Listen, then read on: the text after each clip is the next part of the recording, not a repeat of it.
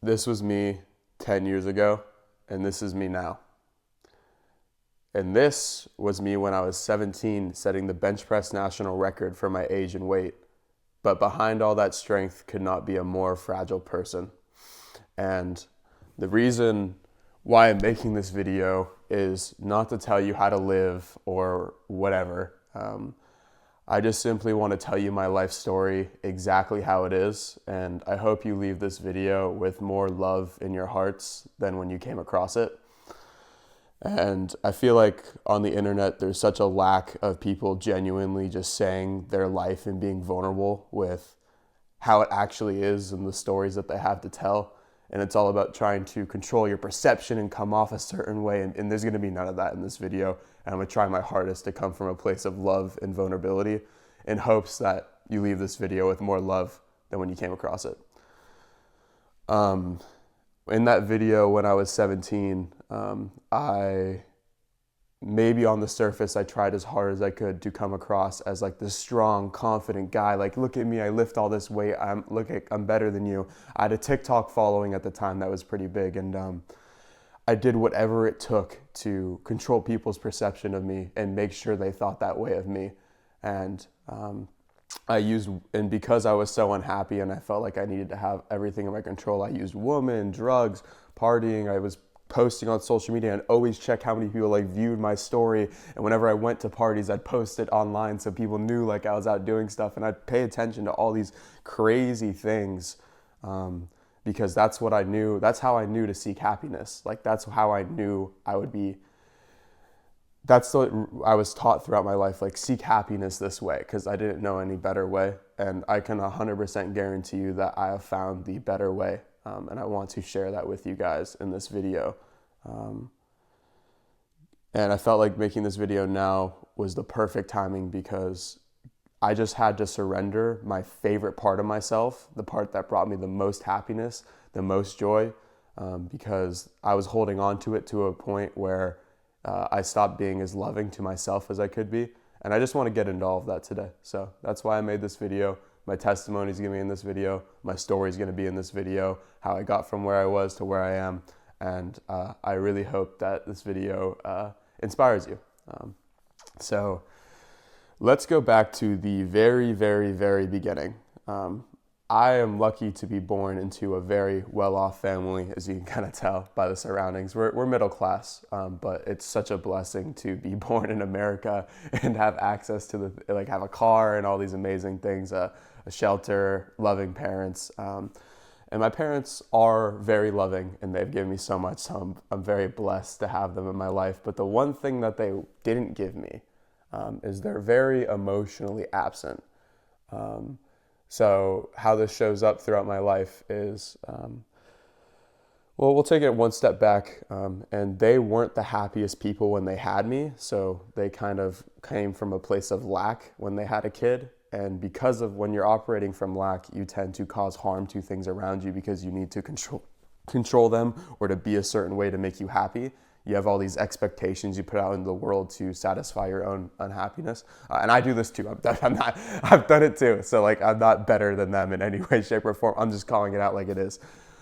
So how this would show up is like, I never got explained to things as a kid. My parents always said, because I said so. And they never really build up this like reasoning part of my mind. I also never got apologized to as a kid. My parents would do things, they would act, they would overreact, they would scream, they'd get angry over things that were like, they could have not been angry over and taught me the same lesson. And because they never said sorry, it's like I never really understood that like, oh, my parents can be wrong too. It's like that complex never got built in my head. So I always just internalized all this stuff. Like there's something wrong with me. There's something wrong with me. And my parents are right. And I think it's really important to your kids to explain to them the reasons why you do things and get them to a place in their heart where they understand like they're doing this for your greater good and it's going to help you in your career in the future, whatever it is you want to pursue. Or they explain like, hey, if you're stealing crayons from your friends, then Billy's not going to want to be friends with you if you steal his crayons, like stuff like that. But I never had that. So I never really built a mental model of how to navigate reality. And this was fine up until sixth grade when I started getting bullied. When I started getting bullied, the bullying wasn't that bad. I mean, it was just kids that would say snarky things to me in the hallways, and they'd say, "Oh, Ian," and like stuff like that. I got called an ogre. That was one. Shout out Mike and Nelson. We're chill. We're chill now. Like all the people that bullied me, I'm chill with them now. But yeah. But yeah, it wasn't that bad of bullying. But because I didn't have a foundation, and my parents didn't have God, and without God, it's a whole nother story that I'll get into. But my parents raised me without a foundation. So when I got bullied, I told myself these, Donovan, if you knock over that tripod right now, Donnie, come this way. Donnie, don't do that, boy. Dude, if you knock over that thing, it's fine. Because I told because I didn't have a foundation, when I got bullied, I'm like, I am worthless. Like, I deserve this. I am not special. I need to be special. I need all these things to be happy. And that's when I started making these demands of the universe that I couldn't fulfill. And because I felt like I needed to be so much more than I am, and I wasn't, my only choice was to start practicing escapism.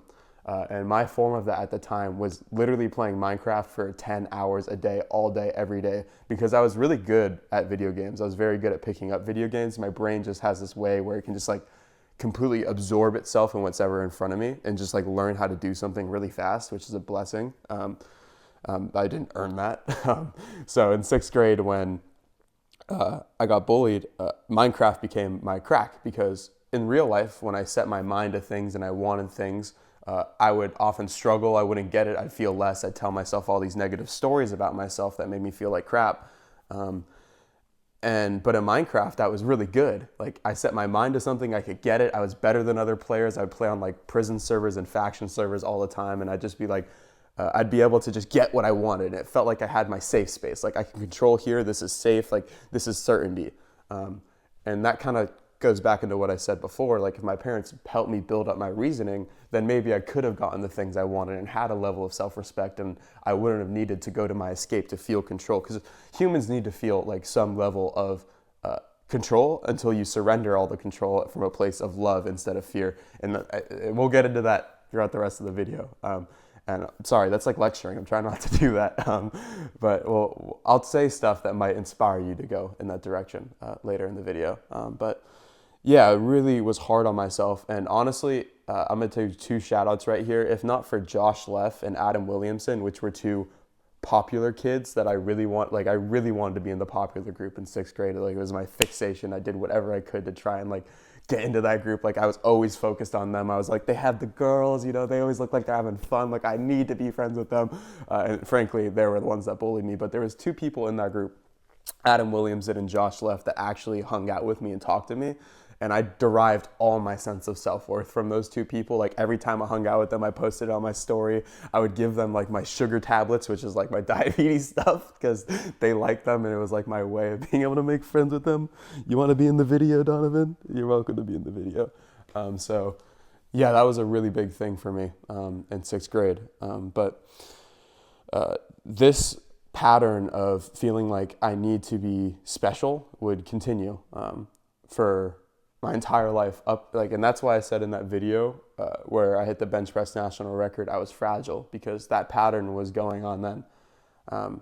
And to give you guys more context on that, when I got bullied in sixth grade, my response to getting bullied was to start lifting and going to the gym. My entire life, like, whenever I saw people that were big, I was just like, oh, I want to be like that guy. Like, you know, it's just big people always caught my eye. I felt like they were strong. I felt like they're secure, which is ironic because I was the strongest in my nation for my age and weight in the USPA Powerlifting Federation, to be specific, which is like a very popular one. But at the same time, like, there was probably a stronger 17-year-old than me in the nation. But I was the strongest kid in the nation, and I was also like the most fragile.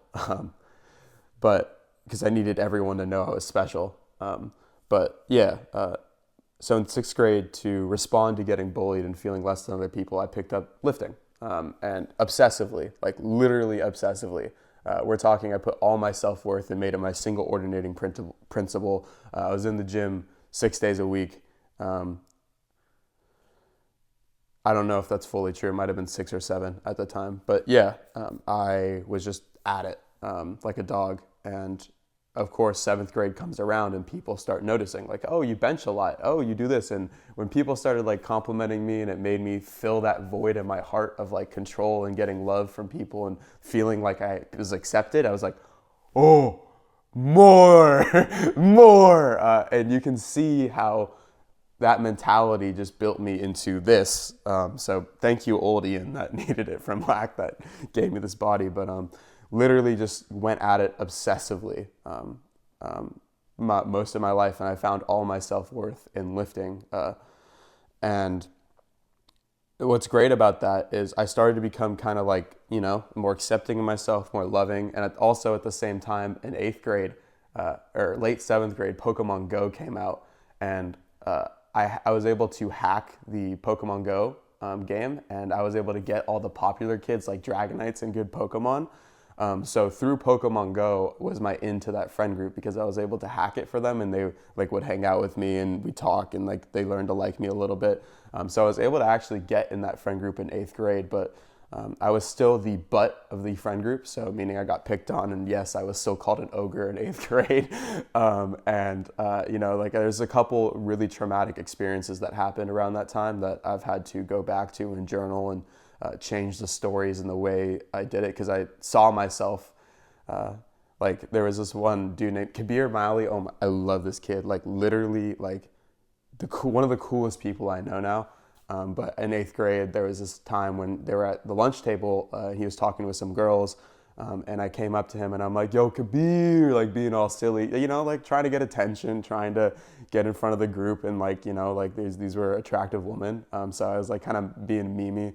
And he said to me, like, "You're only doing this because you want attention from the girls." And I just like literally like in that moment I literally froze in 8th grade. And I just like tucked my tail in and walked away.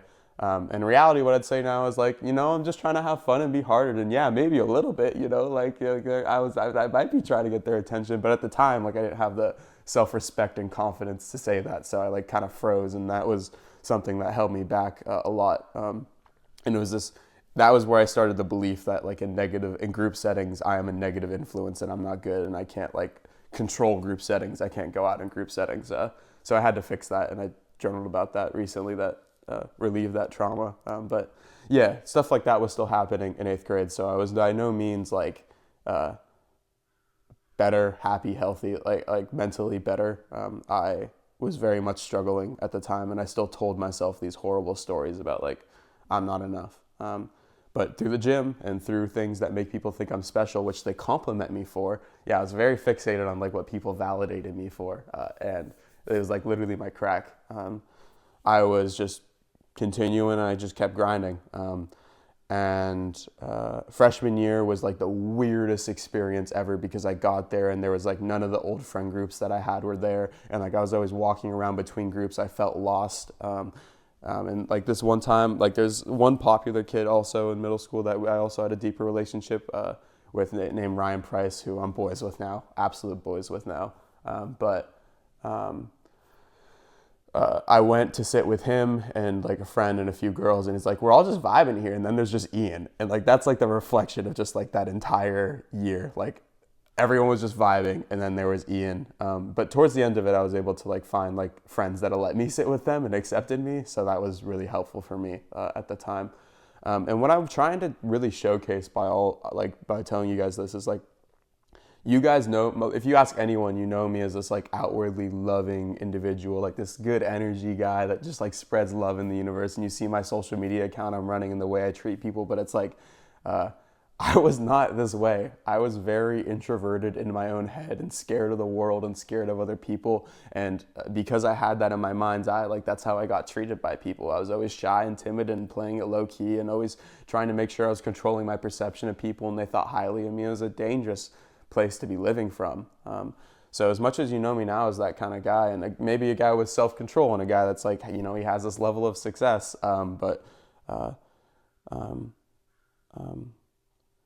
it's not all there. Like I wasn't always this way. And another thing in contrast that I want to add is like, you might know me as this like very,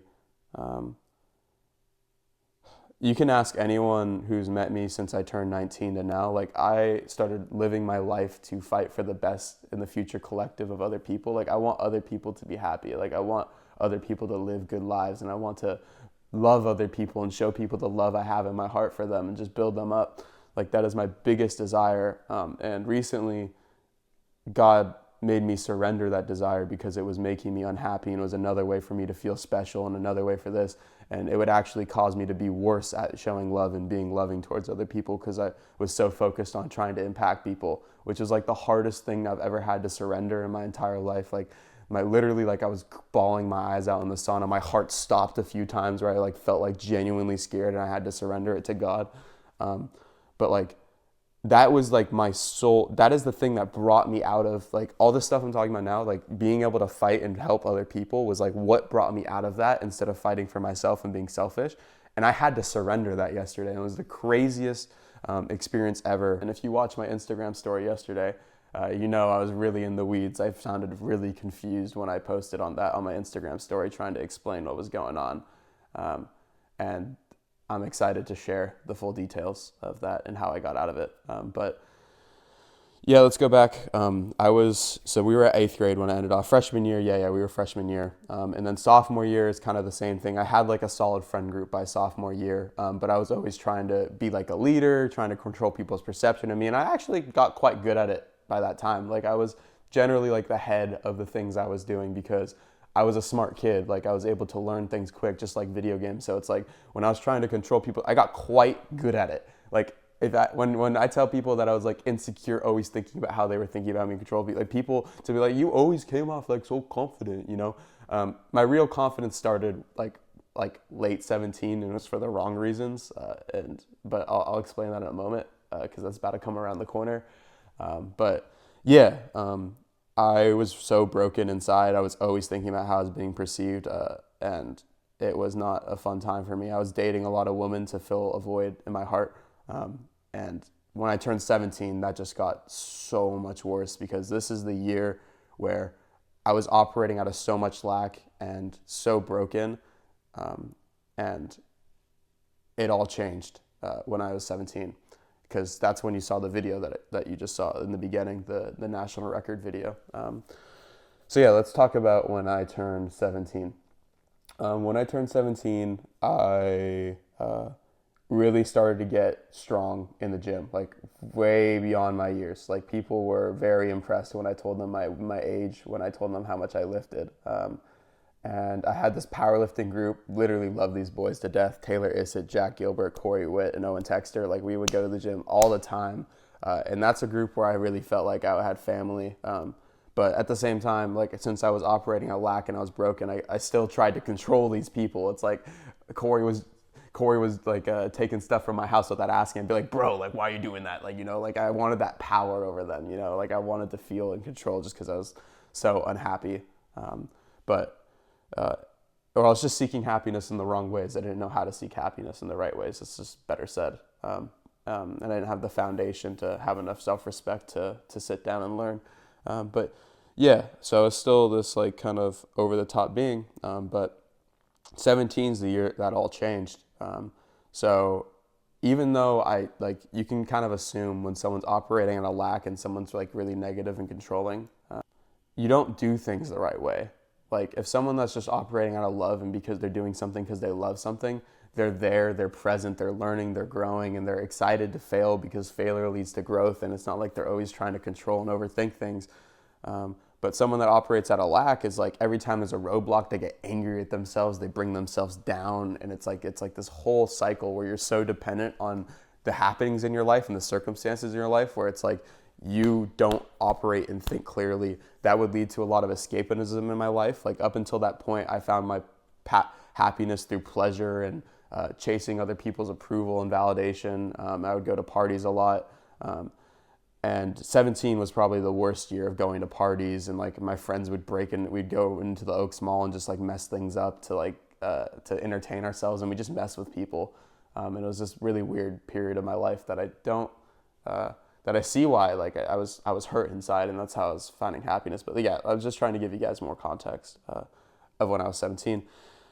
And my friend Corey that we were talking about earlier, when I was 17, comes up to me and he's like, yo, bro, like, you see this USPA Powerlifting Federation? It's like, if you look at the records in this federation, like, me and you could both like compete on a national level for like, we have a chance at getting the national record for the bench press. And I was talking with him. I'm like, there's no way, bro. And I mean, we looked, and yeah, sure enough, like the record was not, it was still higher than my bench press at the time, but it felt like it was achievable because the competition was like 5 or 6 months out.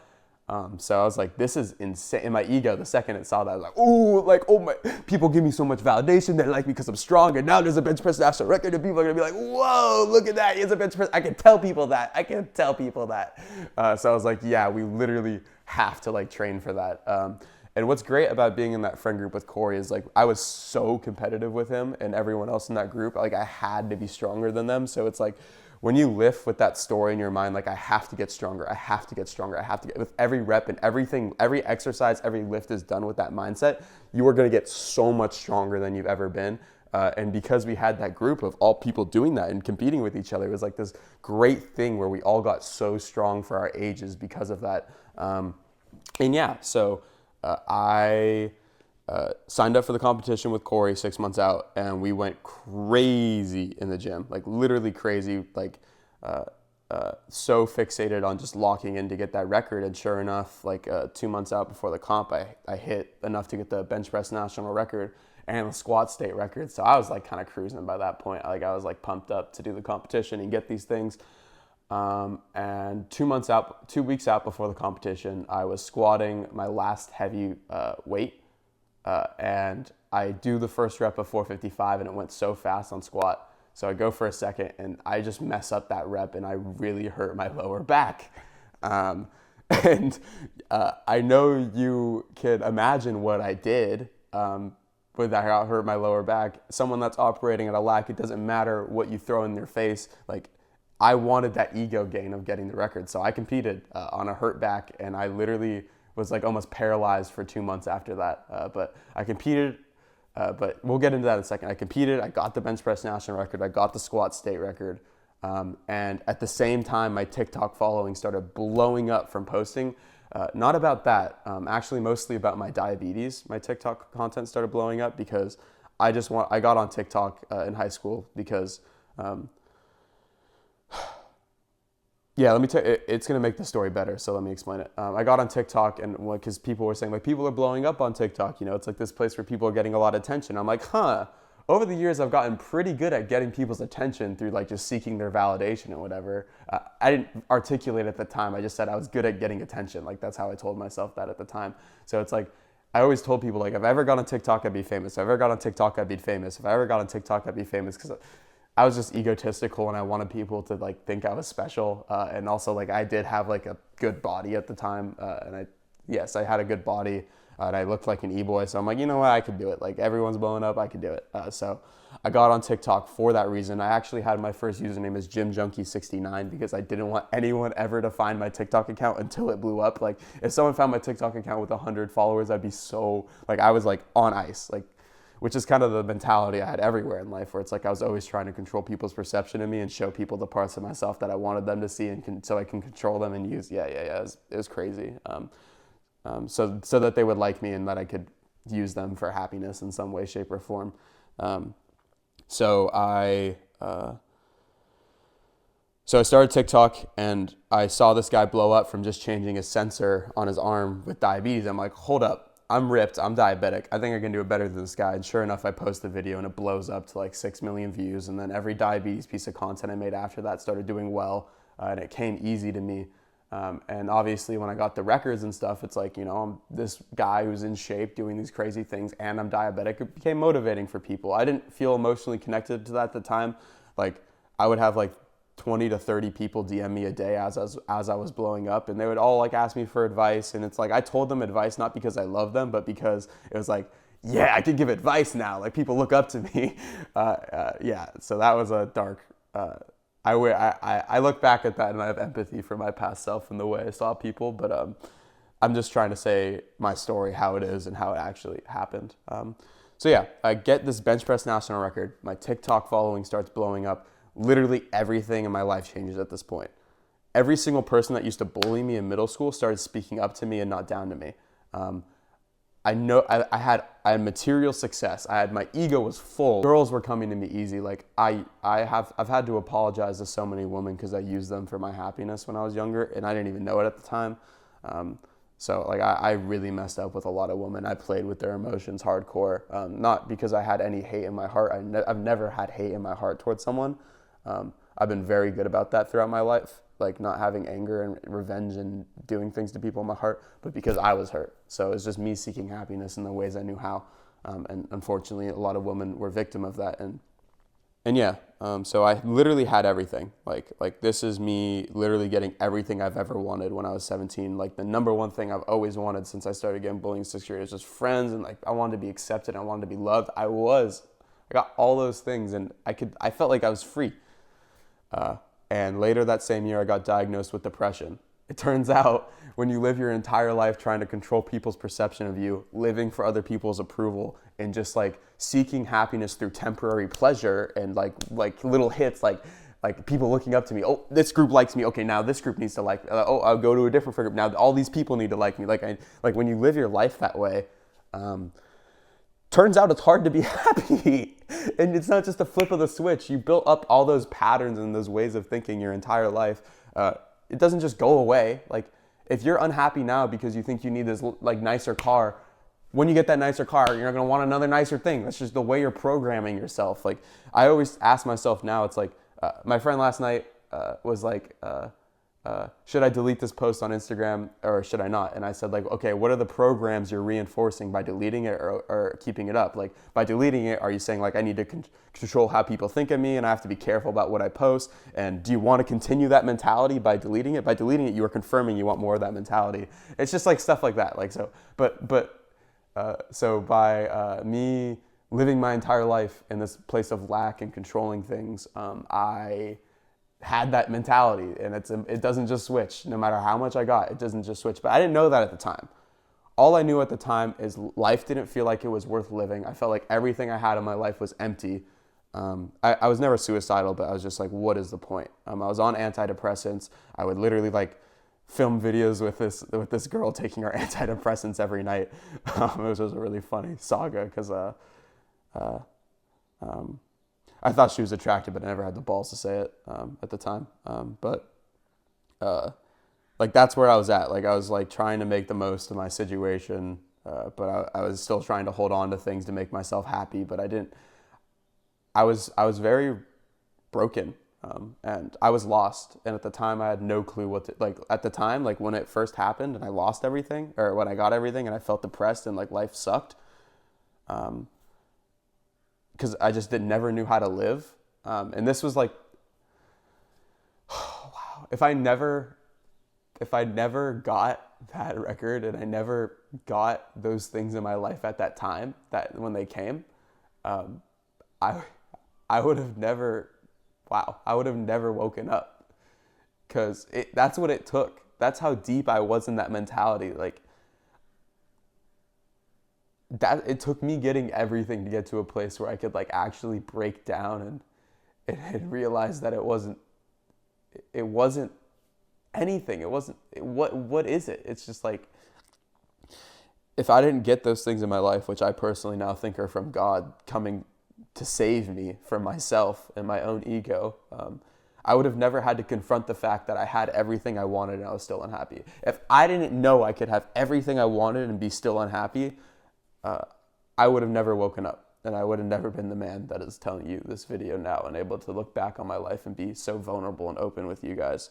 And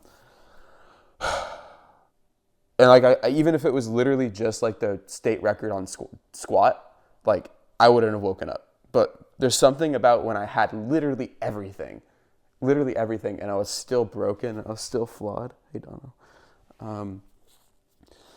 It just, it set off a light in my brain, and I just told myself, I am lost, I am helpless, I don't see right from left right now, but I'm gonna figure this out. The one thing I knew is that I'm going to figure this out. And I started reading up to four books a month, which is still a habit I have to this day. So praise the Lord. But reading 4 books a month, I started calling all these people that I knew were stable, happy, and successful. And I just literally did whatever. I'm like, what do you think about this? Like, how do you navigate this? What do you think about reality? Like, how do you navigate uncertainty? I was just calling up all these. I became obsessive with learning in this period of my life. I started listening to podcasts at the gym. I did whatever it took to just make sense of everything that didn't make sense. I felt so lost. I felt so disconnected from reality. I felt like everything that I lived my life for up to that point, and everything I thought about the world, the way I thought about the world, I thought it was all a lie, and I felt so lost, and I did whatever it took to just try and get found. I just obsessively locked in from when I turned 17. And I started my first business, and this is when I started to kind of gain a level of confidence, if that makes sense, because I started to learn things about reality, and I started to overcome problems in my life. And when you have these generational traumas that get passed on to you as a kid, as you start to beat those, you start to oh my God, like there's this thing that used to hold me back that doesn't anymore, and I'm growing. It's like this sense of like somewhat stability. And then I found a girlfriend at around 18 who really helped like open me up, made me more comfortable with the goofy side of myself. No, that's not fully true. It happened a step before that. No. That was actually on the back of fuel from all the girls, because like I was at 17 and I was still operating from a place of lack, so I would still hook up and sleep around and with a lot of women, not a lot of women, but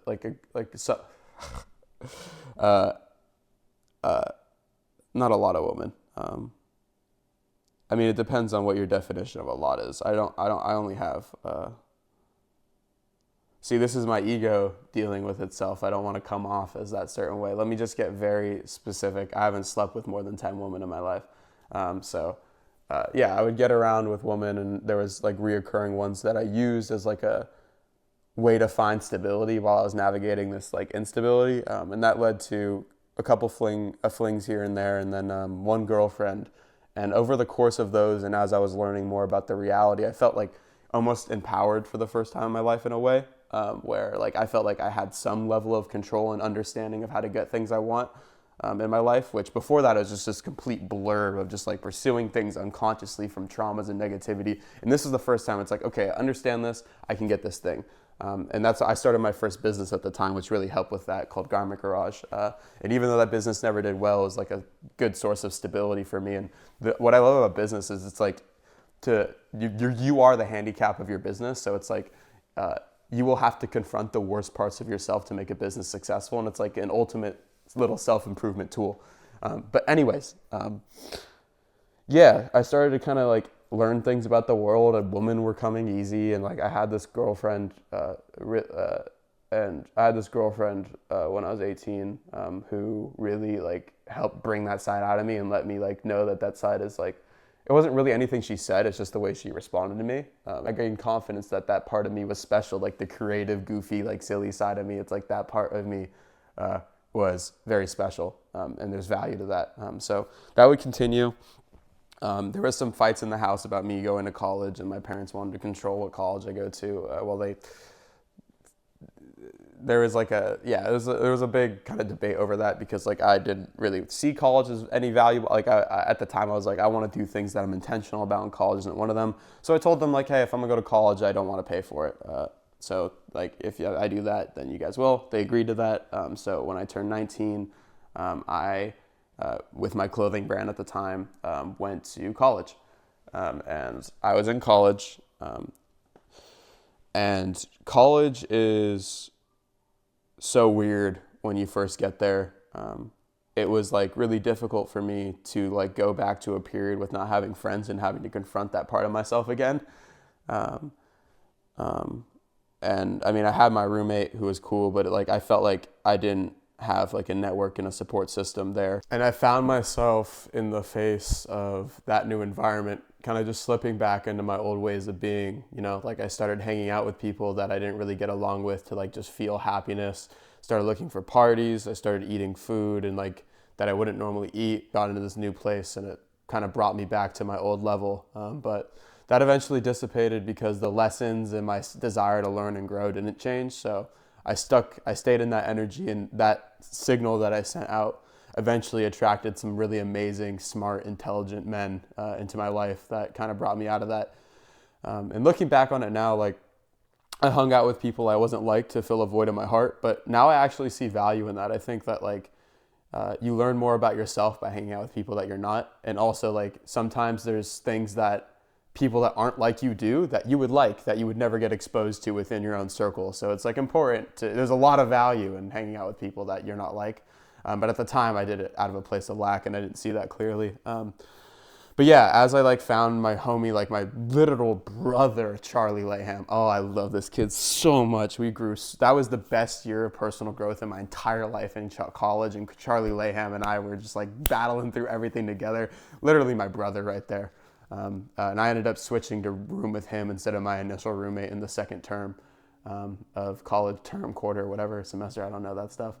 But yeah, I was really lost in the beginning, but thank the Lord that the learning, desire to grow didn't change. And because I stuck in that, I eventually reattracted the foundation I needed to be who I wanted to be at the time. And when I grew that foundation, I mean, I was stable again, like things were good. I joined this entrepreneurship group in college. I really started to feel like this sense of empowerment. And I started to realize that like I kind of choose my attitude and my approach to things. Like I am more in control of this than I realized. So I started practicing gratitude. I started journaling. I started doing this thing called the win calendar because I was very focused on these overwhelming life goals I wanted. And sometimes I'd get overwhelmed by it. So I started saying like, I just need to win today. Shout out Andy Frisella. That habit changed my life and I needed it at the time really badly. But yeah, so I was just really navigating my way through life. I'd get my 3 wins a day. I'd stay focused on learning and growing. This entrepreneurship group was cool. And around this time, I started my second business called Goofy Garments, which was a really big support system for me because my skill set from going viral on social media was helpful for Garment Garage, but it wasn't that great because it was a streetwear clothing brand and I was making all the clothes myself. I made the designs myself and it was all this stuff that was like appealing to me. I used to wear like earrings and chains and like I had skull rings. I had rings on almost all of the fingers and stuff. I had like bracelets. Yeah, I was that guy with like the gothic skull thing. Yeah. I'll if you're lucky, you'll see some stuff like that from me around. I finally started a funny clothing brand, and something about the funny clothes was just so easy for me to go viral with them. I want to make sure we're filming. Yeah, it was just so easy for me to go viral with them and make these very good videos. And so I just started pulling in so many views on social media. Like each video, like I had this period where every video I posted got like around 100K views. The biggest ones with up to like 5 million, 2 million. And I was pretty consistent with it. So I started to make a lot of money. And enough to provide for myself at the time. And that just brought my confidence to like a new level of like, okay, I'm in more control of reality than I think I am. I started like doing gratitude. I started saying like, I heard something online from these influencers about like, you know, doing things for yourself. Of course you're going to be in this, like you're constantly seeking money. Of course you're going to be in this state of like pain and frustration. It's like you're seeking this goal and you're so focused on the goal. You're not like here now actually figuring out how you can get to the goal. And that's why I started the win calendar thing. And I eventually got to the place where it's like, if doing things for yourself, you're never going to go far. Like you are not a big enough reason and you don't care enough. And it's like, do things for other people, do things for the person you used to be. And that really resonated with me. Like, I instantly, like that really resonated with me. If I could help the version of myself that I was when I was 17 and this and so lost, like I want to be there for them. Any person that is like that, like they have my heart. So I really got into this mindset of like, I want to fight for the collective good of humanity and not myself. And I started doing gratitude. I started naturally praying before my meals just to anchor myself at how blessed we are to have abundant food in the time that we live in. Like it's literally insane that we have it. And I ended up coming into all the principles of Christianity and evangelizing for Christianity, even when I wasn't a Christian and know what Christianity was.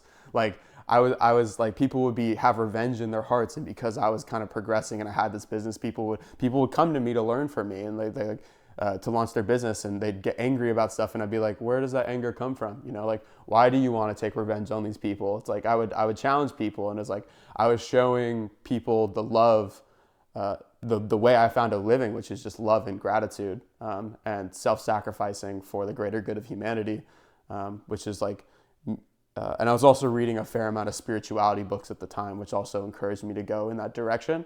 But I pretty much found Christianity in Christ before I even knew what it was, is what I like to tell people. And this business was doing well. I like all of this good stuff was happening. And I'm telling you this because it leads up to another breaking point that I had, and I had to dissolve more of my ego. So I got really high off my own success. I was making enough to provide for myself. The professors in the entrepreneurship group were like, why are you here? You know, just like focus. Like I kind of wanted to drop out because it's like, there's an opportunity cost to everything you do, and there's an amount of time, blah, blah, blah, blah, blah. Like college just felt like a waste of time. And I wasn't really around people that were like me. And among many other reasons. And some of them were operating from negative things. Generally in life, you want to do things because you're running towards something good instead of running away from something bad. I had some things that I was running towards something good, but there was a few things that were something bad. And generally, when you make decisions because you're running away from something bad, it ends up being bad. I'm not trying to lecture. Let me go back to being vulnerable and open. You know what? Okay. But yeah, so I started this. I got really high off my own success, and I started this AI concept. I'm like, think about it. If I could use AI to help people go viral on social media is competitive. So eventually everyone will have to use the AI, and like I will have this natural monopoly, and it's this crazy potential $1 billion business idea. I see it. I'm basically Elon Musk. I'm so grateful for life. I'm happy every day. I'm doing these things. Let me do it. And the pride comes before the fall. So I start talking to everyone on campus. I met this guy named John Moore, who was walking out of a business meeting, and we still don't know who said hi first. I think I did it. He said he did it. But we ended up talking. He tells me he's into AI. I'm like, I need to talk to you. Like, let's have a meeting. And we ended up meeting, and he told me what I needed to learn to do the AI thing, because he didn't want to be involved in the project. Like, he's super busy. He's taking so many classes. He's probably graduated by now. I miss you, John. Reach out to me if you see this, bro. I miss you. Yeah, Anyway.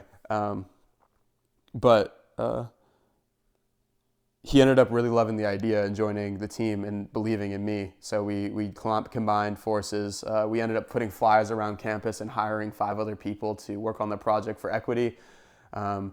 And it became very self-defeating very quickly, in the sense of like, it's this crazy hard idea. The technology's not even there yet.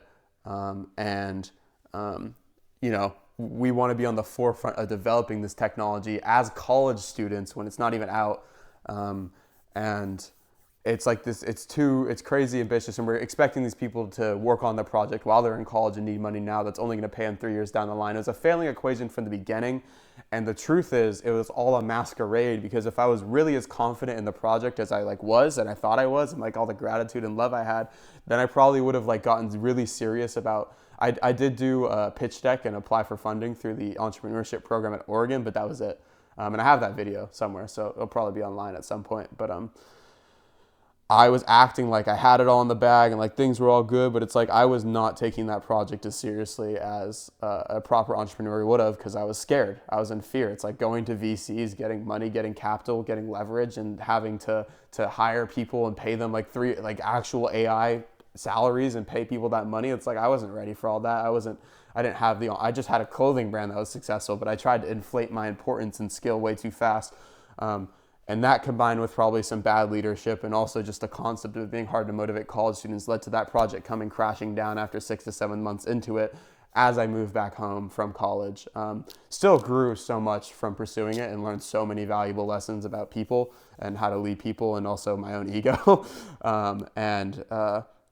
There was this, there's so much good stuff that came from that period. But went back home, and when that project failed, I had a little bit of poop juice left in me. I had a little bit of poop of like gratitude for life and loving life. But like every time you try to project yourself as bigger than you are, and you aren't real with where you're at, and you're focused on these long-term goals instead of being present in the here and now, you just destroy yourself. So I had like a really rough 6 to 8 months. I had a period of doing virality consulting for people afterwards to try and make money, and I did $2,000 a month, which wasn't bad, but like I quickly shut it down after to chase another golden carrot, because I saw this other guy with an online community on social media who he had this online community that was cheap that helped people go viral on social media, and they joined it, and then they joined that community, they got viral, and then they wanted to work with him for more expensive packages. I'm like, this is genius, I'm gonna do it. So I spent 6 months literally grinding on that, and because I was starting to slowly operate from lack again, like I was really hard on myself. I had some very dark periods while I was building it. There was some days where I didn't get work done and I was miserable, but I ended up getting it done, and when I launched it, all said and done, it literally did horrible. Like, I was not willing to do the effort, and did not enjoy the work at all that I was doing to run the community. I didn't feel connected to the people I was impacting, which is a big thing. You're never gonna have a successful business if you don't really care for your customers and love the impact that you're having for them and like the good it's creating in the world. If you're just focused on money as the goal, I've met so many founders who have literally ruined their businesses and don't live happy lives because they operate from that place rather than being connected to the emotional cause of what they're doing. But yeah, it was really hard for me to like, I put all this effort into this thing, and I put my mind in and I grinded on it, and I left this other thing that was kind of good to do it, and I failed. And everything that I put my mind, my heart, my effort into, so focused on for the last 4 months, I built this course, I built this community, I hyped it up, I told everyone it's going to be huge, and I just failed. And yeah, facing that part of me was really hard. I crashed out for a month straight. I for the boys that know, I played Infinite Warfare. I was choking the chicken, doing crazy stuff every day. I did all the Infinite Warfare Easter eggs, did it again, and did it again in a certain mode and beat the final boss of the game, which you have to play all the Easter eggs through twice to do so. And did that in a single month, and it was just like a very dark period of time for me. And I told everyone, like, I'm going through a rut, let me enjoy it. And this was just like maybe a little over half a year ago. And I was in a really dark place, and I completely detached from all the skills, all the things I learned, all the spirituality, all the lessons, all the growth, all the ways I understand how to navigate reality in that time period, just because I was like, I didn't want to confront the fact that I was not as good as I thought I was. And all these crazy ideas I had on like I could do anything, like it's not that wasn't true for that version of me. And I was so focused on chasing the carrot and the outcome that I wasn't present with here now, building myself up now with where I'm at. I can't stress that enough. So I was really stuck in that place, and it sucked. But a year prior to that, my friend Taylor Issett, around like 6 months before that, invited me to church. And what's great about that invite is that he invited me, and I went and I hung out with his friends, but he never came, and he hasn't been since. Taylor, we miss you. Come back to church, my boy. I love you. But yeah, I went and I loved it, and I was so blown away by how outwardly loving, open, and vulnerable the people that at church are, because it completely blew my mind. My standard for relationships were my parents in high school, which are very shallow, not emotionally available, surface level interactions. And I actually know why that is, because we used to live in villages and everyone felt connected on the same team. And then now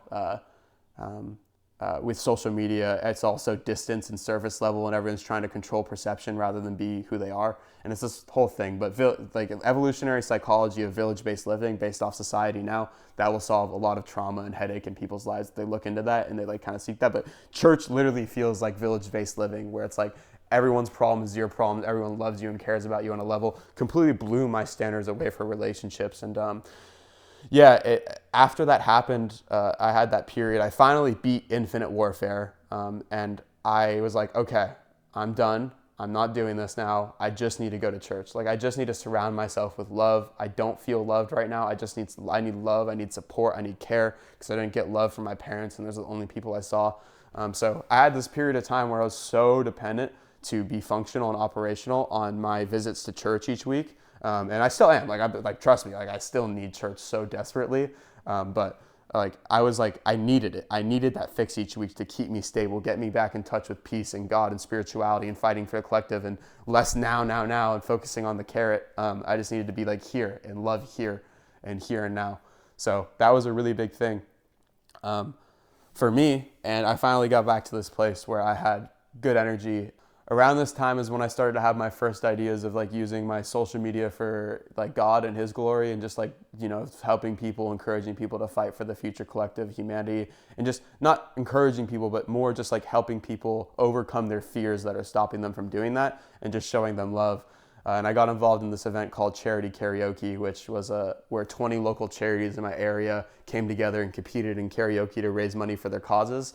And it was a really cool event. I was able to do the marketing for them and meet the owner, and it was a really good time. And around the same time, I had a phone call with my friend Kai, who knew I was struggling and had those like up and down periods. We were talking about like our business and how we're going to run it, and he didn't want it open on Sunday, and I'm like, why? That's just like so silly, like to not have business like happening on Sunday. Like if other people want to work and you don't, like that's chill. And he like challenged, and he's like, well, like, you know, like it came down to Christ. And you know, I was always, my relationship with God was just like, you know, God is love, and he's in all things, and he's in the universe, and he's the creator of everything. And like, but it doesn't need to be tied down to Jesus Christ. Like there's no, why would you, there's no confining anything into, confine God into something physical and human.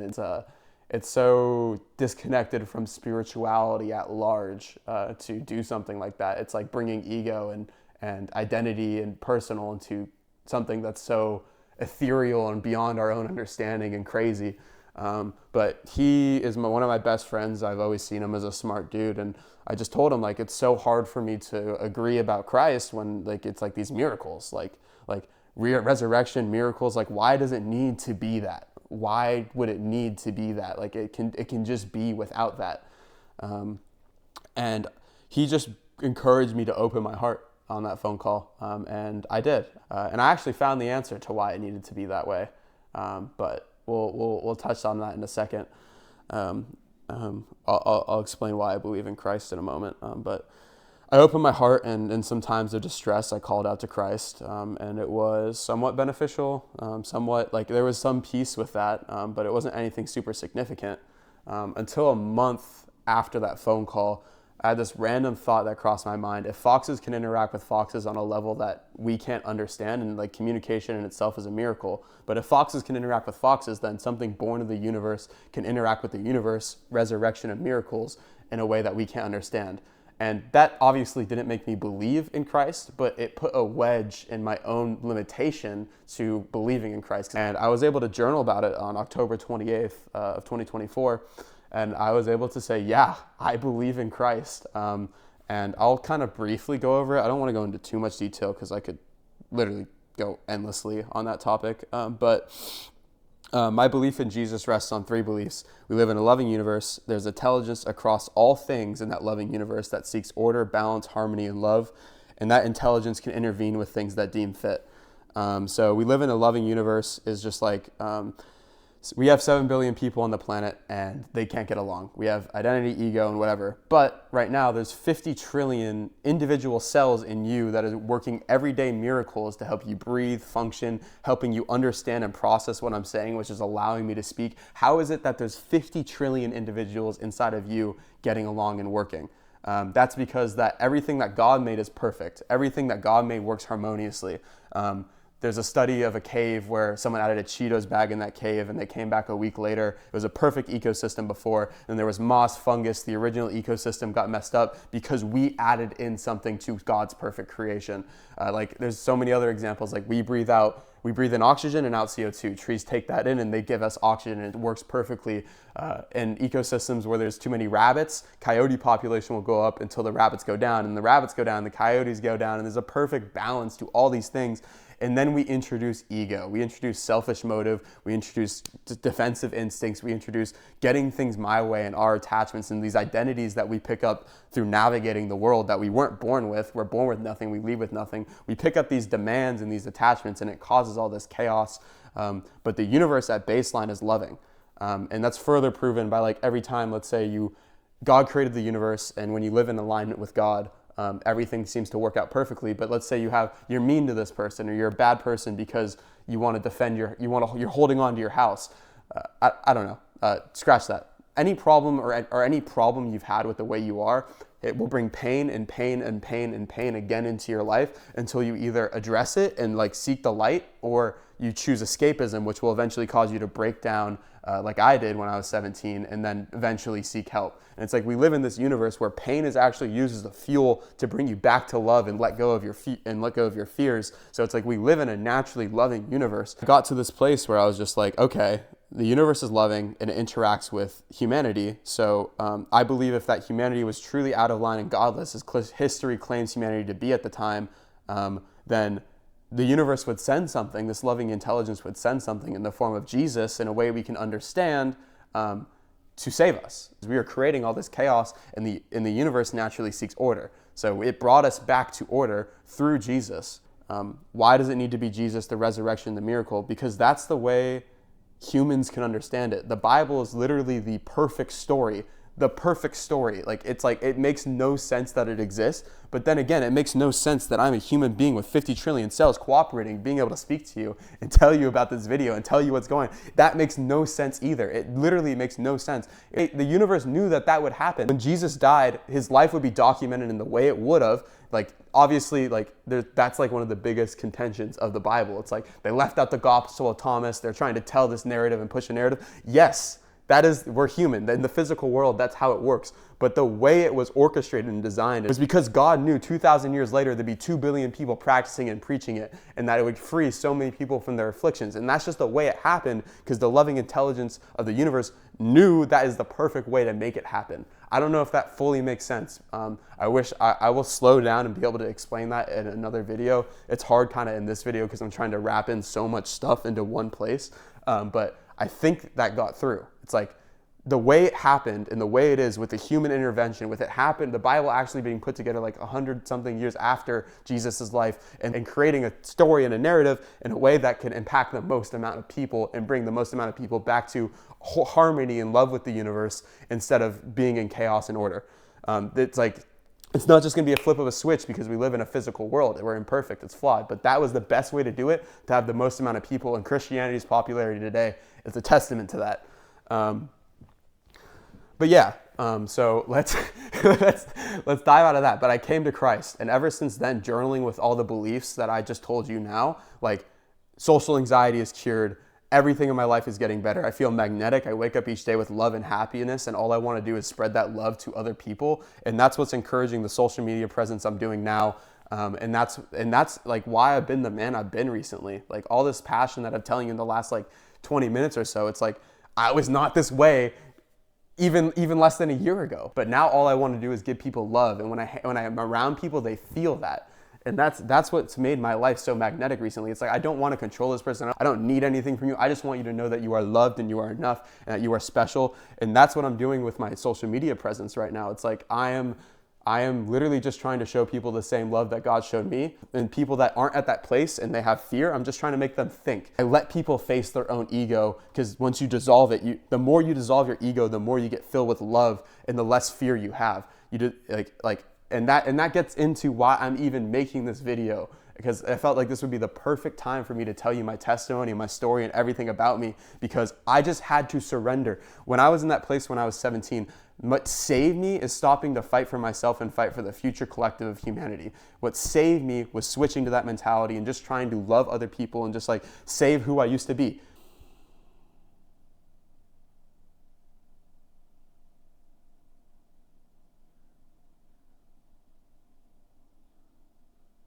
All right, I'm getting a little ahead of myself, so I had to take a moment to slow down. But God has really been blessing me in my life recently. I have so many new, beautiful friendships. I'm like a magnet wherever I go. I'm meeting new people at Starbucks, at the gym, literally like almost a new person every time I go to a place out socially. And they want to hang out with me. Like I had some dude who runs a business, who runs a surgeon thing in Camarillo, like offer to take me out to food. I'm in so many new friend groups. I'm meeting so many new people just because I'm radiating this love for my being. And all I want is when I meet someone, like all I have in my heart is love from them. I don't want anything from them. I'm not trying to control my perception of them, and people can genuinely feel that love. So it's brought so many amazing things into my life. My social media presence is starting to do really well. I'm more impactful than I've ever been, and like people are just like, it's like my life is magnetic and all these amazing things are coming into my life. And God challenged me with that because my ego quickly formed around that. It's like when I wasn't able to be the vessel of love, like I would judge myself and I'd get in my own head and I'd be like, oh no, I'm gonna lose. Like I'd think about like everything that's made me so great. Like, you know, I'm like, I'm detaching from that. If I don't have my love, what do I have? And let me tell you how that showed up. There was this one dinner party that I went to recently. It was last Wednesday with this group of 5 girls and 2 other guys, and it's this new friend group that has been helping me get a lot closer to God, and I love them to death. And while one of the girls is a professional chef, so she was making us a meal, and we were all cooking and helping her cook, and we were going to read the Bible after.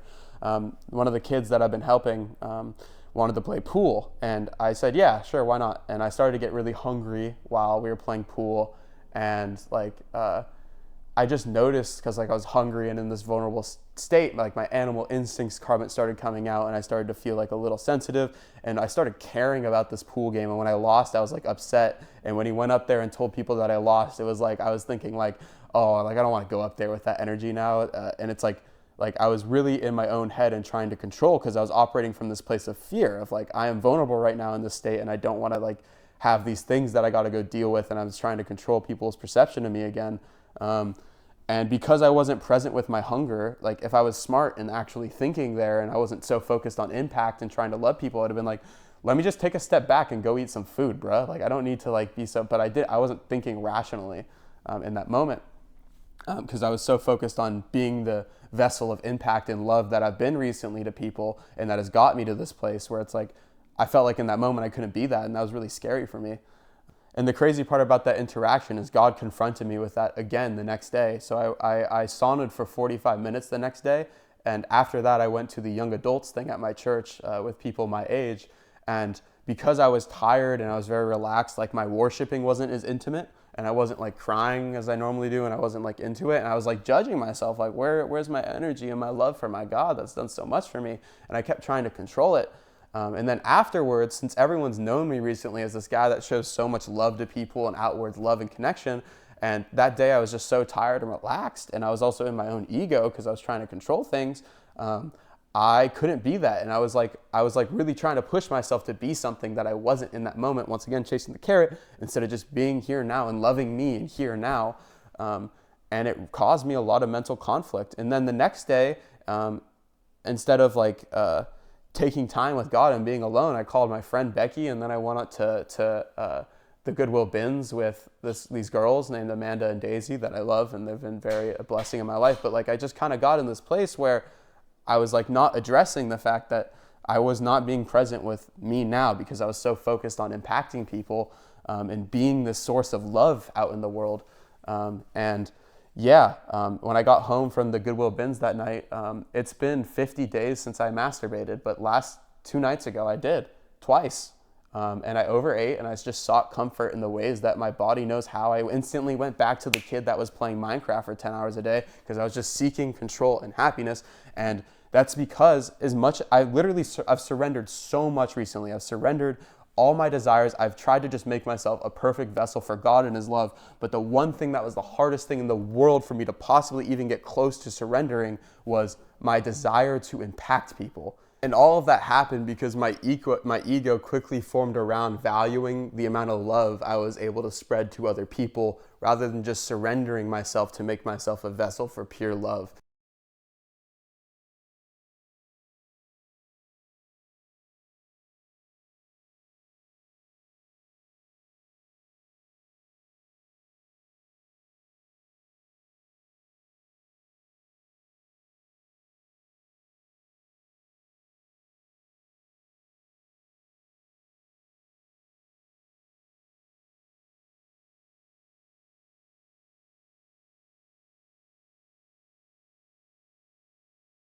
I was trying to find my worth in my ability to love people and impact people, rather than my worth, and I am worth nothing apart from God. And the only level of worth that I have is love. But it's not loving others that is the love that I'm talking about, because if loving others, that's a material thing. And this is a hard thing to say, because I get it, it sounds like a contradiction, but love is our only form of worth, because it's the only expression of God that we have as human beings.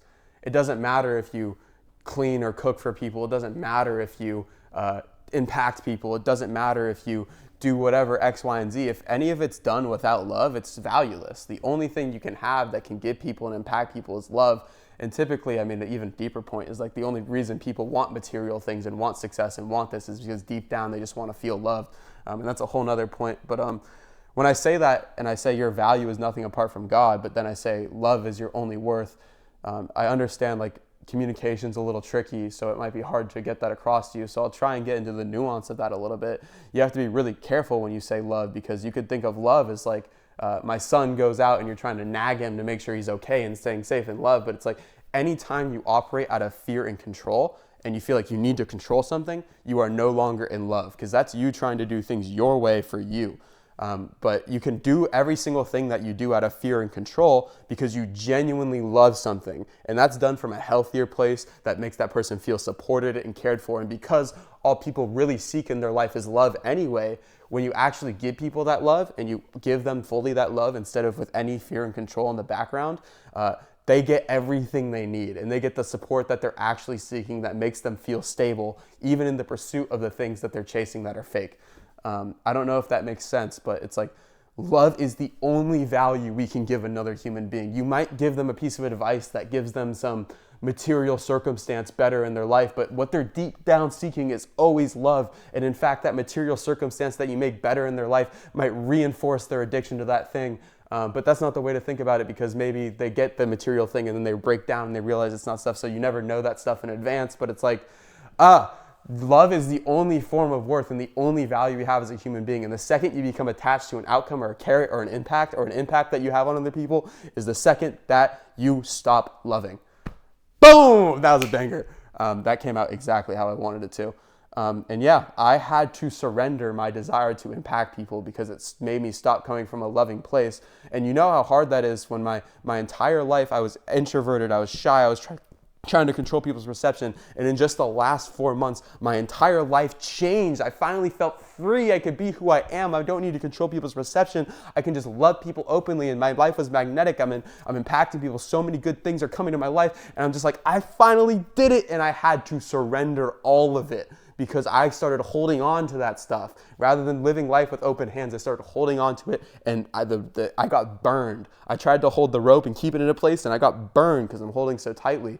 And it really just like stopped me from being present with how I felt and loving me and taking care of me, so I even have the capacity to love. And love just needs to be at the foundation of everything. And sometimes that means that you need to give all your love to yourself to process and take care of your body and do things. And that's what me breaking down and doing those horrible things to myself, which I haven't done, like masturbating. 50 days ago, it was December 25th. I was going to go watch porn, and I prayed over the girl in porn, and I hadn't been anywhere near myself since then. And I didn't watch porn 2 nights ago, but I gave into those horrible habits because I literally refused to be honest and confront myself because I was so focused on the impact I've been having on people, and I didn't want to surrender that. But last night,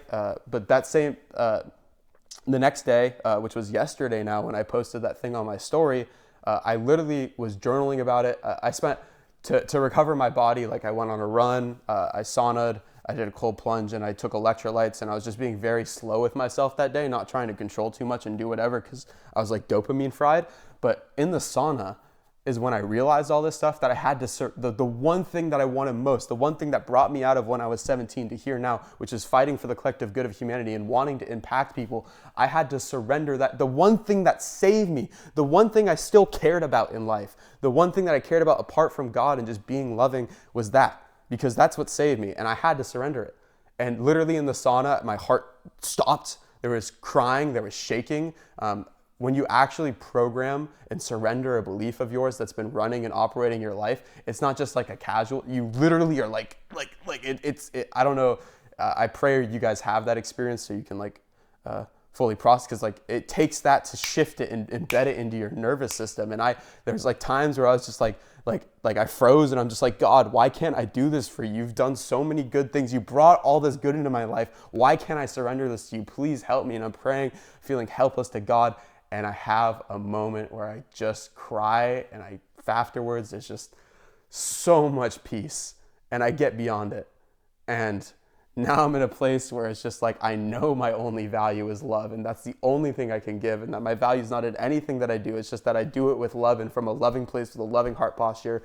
And if I can surrender that, I wrote this down. If I can surrender my desire to impact people, I can surrender anything to God. And how much greater will I be able to do so and actually impact people when I am fully surrendered to love and God, and I don't need to control anything anymore. And that's been my journey recently. And this is day 2 after that realization. And I have no clue what's going to come into my life. I know I'm just so excited for this chapter of my life because what you work on works on you. I'm in a place where it's literally my job just to show people love, and that's it. And it's like I'm just becoming more loving, and I'm having to confront my ego in all these ways. And I'm just really excited for this chapter of my life. And who knows what fruit is going to come and what's going to come my way. But I know one thing is that I'm going to use all of it to get closer to God, and be a better vessel of love to show outwardly to the universe and to people. Because that is what I've been blessed with this day to be able to do. I am alive. Only 1 in 10 people live to old age.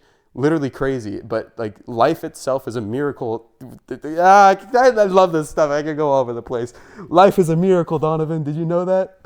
But yeah, I'm just so excited for this chapter of my life, and I hope to be a being of more love that can just bring more love to more people. And I hope that throughout this video, it inspired you to do the exact same thing and maybe face your ego, your attachments, these things you're holding on to that you think you need to be happy, when in reality, when you do everything from love, it doesn't matter the circumstances of your life. You're just happy and loving all the time. Surrender yourself. It's so good. Nope, not even a lesson. Bing bong, bing bang, video over. Ka-chow. See ya. And that brings us to the end of this video. I hope you know when I say I love you now, I really mean it. I love you so much, and I want you to live a life where you surrender more of your fears and just live from a more loving place and be able to help more people. And everyone that's hurt you and had a hard time in your life, I love them too. I want them to be happy and successful, and I hope you get to a place where you see the exact same thing. Love is my only form of worth, and I have so much love to give. And I hope I fulfilled my promise in the beginning of this video that you now have more love in your heart than when you first came into it. And you at least see things maybe in a different way that might be helpful, or nothing. Maybe not. Maybe this is all data in your subconscious that will come back later in your life and impact you in a positive way. And maybe you go your entire life and does nothing. But thank you for spending this time for me. It's truly a gift that you cared to watch this video until the end. And to me, in my story, and it's also just a testament to how much your being resonates with love and truth, which is just awesome. I'm so happy for you. If you're watching this, I'm happy for you, man, or lady. But yeah, I don't know how to end this video, so I'm just gonna end it in this way. I love you.